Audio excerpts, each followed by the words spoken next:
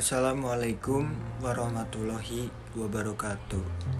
Kenalkan, nama saya Jidan Fajri dari kelas 12 IPA 2. Di sini saya akan menjelaskan tentang G30 SPKI.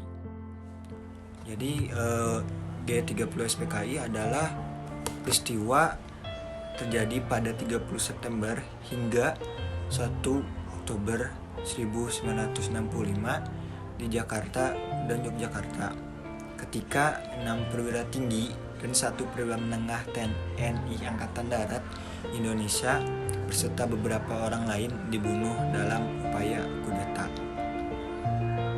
Sejarah singkatnya, G30 SPKI merupakan gerakan yang bertujuan untuk menggulingkan pemerintahan Presiden Soekarno dan mengubah Indonesia menjadi negara komunis. Gerakan ini dipimpin oleh D.N. Aidit yang saat itu merupakan ketua dari Partai Komunis Indonesia atau PKI. Pada 1 Oktober 1965 dini hari, Letkol Untung yang merupakan anggota Cakrawirawa pasukan pengawal Istana Pemimpinan pasukan yang dianggap loyal pada PKI. Gerakan ini mengincar perwira tinggi TNI AD Indonesia. 3 dari 6 orang yang menjadi target langsung dibunuh di kediamannya, sedangkan yang lainnya diculik dan dibawa menuju lubang buaya.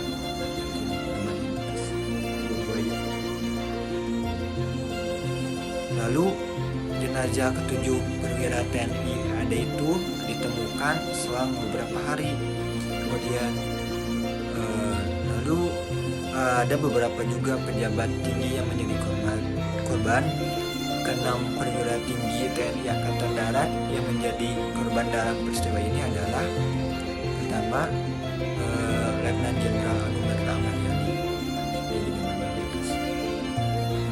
kedua Mayor Jenderal Raden Suwertrapto, juga 3 Mayor Jenderal Mas Tirto Darmono Haryanto seperti di atas juga, keempat Mayor Jenderal Siswondo Parman seperti di atas juga, kelima Brigadir Jenderal Donald Ishak Panjaitan seperti ini, keenam Brigadir Jenderal Sutoyo Siwodino Raharjo. Sementara itu TNI hanya Susilo yang menjadi target utama berhasil meloloskan diri, tapi putrinya Ade Irman Nasution tewas ditembak dan ajudan Letu Grenadier Tania diculik dan ditembak di lubang buaya. Lalu keenam jenderal di atas besar Letu Tania kemudian ditetapkan sebagai pahlawan revolusi sejak berlakunya nomor 20 tahun 2009. Gelar ini juga diakui sebagai pahlawan nasional. Selain itu, beberapa orang lain juga menjadi korban pembunuhan di Jakarta dan di Yogyakarta. Mereka adalah Brigadir Polisi Ketua KM Samsui Tubun, Kolonel Tamsu Darmo Kusumo, dan Kolonel Sudiono Mangunwijoyo.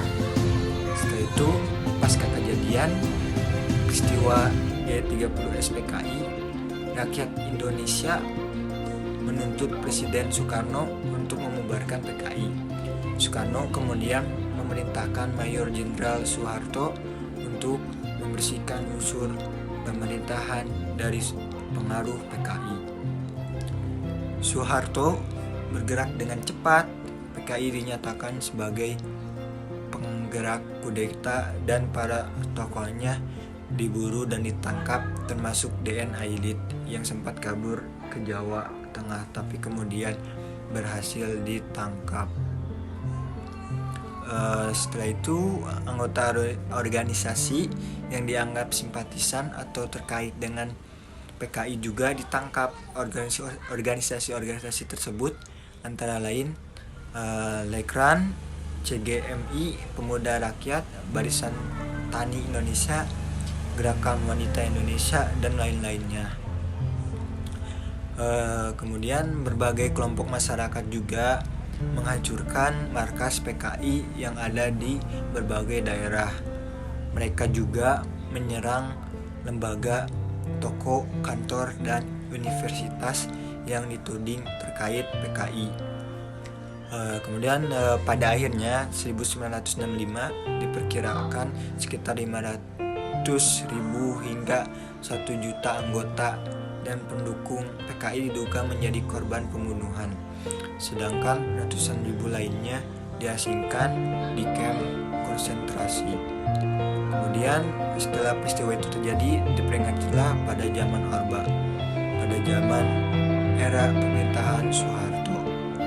G30 PKI selalu diperingati setiap tanggal 30 September. Selain itu, pada tanggal 1 Oktober juga diperingati sebagai Hari Kesaktian Pancasila. Kemudian, untuk mengenang jasa ketujuh pahlawan revolusi yang gugur dalam peristiwa ini, Soeharto juga menggagas dibangunnya monumen Pancasila Sakti di Lubang Buaya, Jakarta Timur.